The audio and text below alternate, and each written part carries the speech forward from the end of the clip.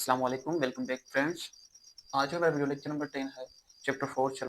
आज हम पढ़ेंगे सेल ऑर्गेनल्स कि सेल के अंदर जितनी भी पुर्जे पार्ट्स हैं, उनका फंक्शन क्या है। ठीक है, हमारे पास साइटोप्लाज्म के अंदर जितने भी ऑर्गेनल पड़े हुए हैं, फ्रॉम न्यूक्लियस मेम्ब्रेन टू, ये हमारे पास न्यूक्लियस मेम्ब्रेन हो गया, nucleus membrane to cytosol membrane, जितनी भी ऑर्गेनल्स हैं इनके बीच इस जो है डिफरेंस के अंदर इन जो इलाके में जितने भी हमारे पास ऑर्गेनल्स होंगे, पुर्जे पार्ट्स होंगे, उनको हम बोलेंगे सेल ऑर्गेनल्स। उनके अलग अलग फंक्शन हैं हमारे पास साइटोप्लाज्म होता है।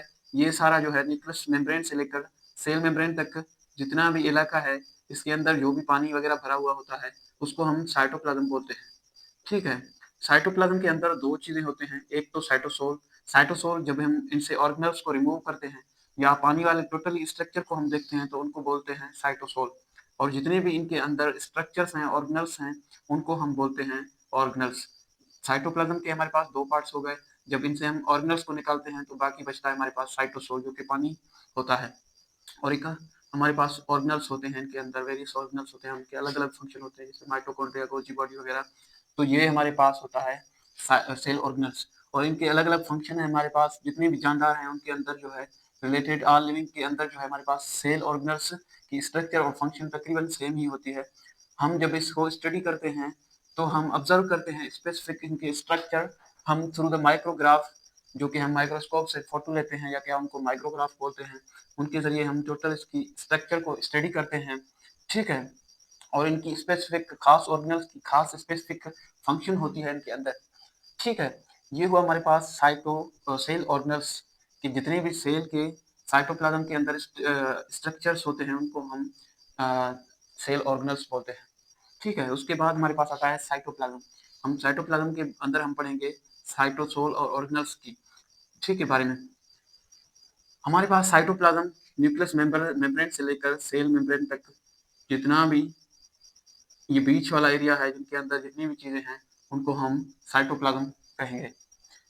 साइटोप्लाज्म हमारे पास जेली लाइक सब्सटेंस होती है, दैट फिल्स द सेल, जो कि सेल के अंदर भरी हुई है।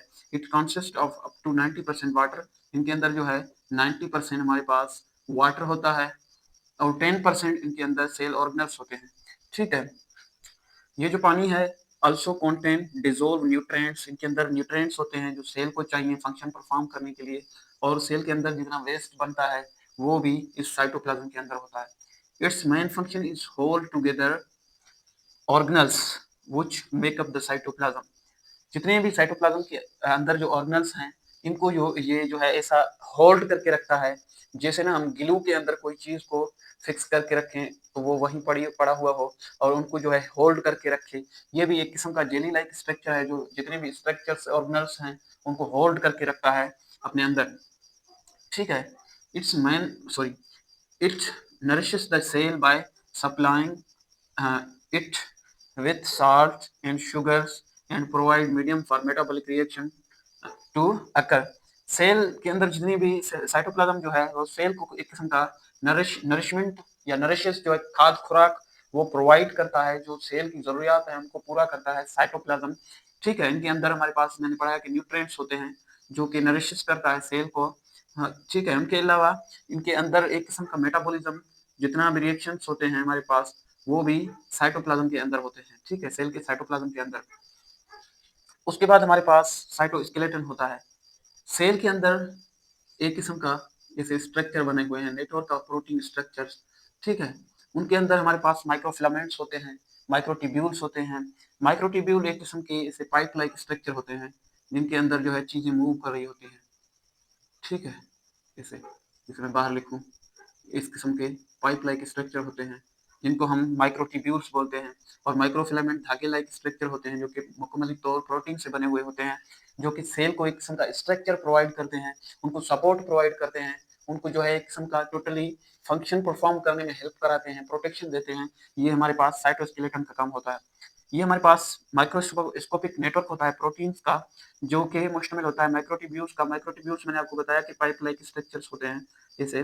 ठीक है, एंड वेरियस फिलामेंट्स ऐसे धागेदार जो है चीजें होती हैं, धागे की तरह की, जो कि एक किस्म का स्ट्रक्चर प्रोवाइड करते हैं, that spread out through the cytoplasm, ये साइटोप्लाज्म के अंदर फैली हुई होती हैं ऐसे, ठीक है? Providing both structural and support, ठीक है? Both structure and support, it means to transport within the cell. ये जो है इनके अंदर जो है चीज़ें ट्रांसपोर्ट की जाती हैं, साइटो हमारे पास माइक्रोट्यूब्यूल के अंदर चीज़ों को जो है ट्रांसपोर्ट किया जाता है एक जगह से दूसरी जगह, ये उनमें भी हेल्प कराता है, ठीक है? Transport within the cell. Microtubules are made up of tubulin tubulin tubulin, ठीक है? माइक्रोट्यूब्यूल हमारे पास ट्यूब्यूलिन से बना हुआ होता है, while the filaments are made up of active protein. ये एक किस्म का प्रोटीन है जिनसे जो है हमारे पास माइक्रोफिलामेंट्स धागे जो हैं वो बने हुए होते हैं, ठीक है? ये हमारे पास कुछ जो है सेल ऑर्गेनल का या सेल का स्ट्रक्चर का जो है कुछ लेक्चर था। इनके बाद हम हर एक ऑर्गेनल को अलग-अलग पढ़ेंगे।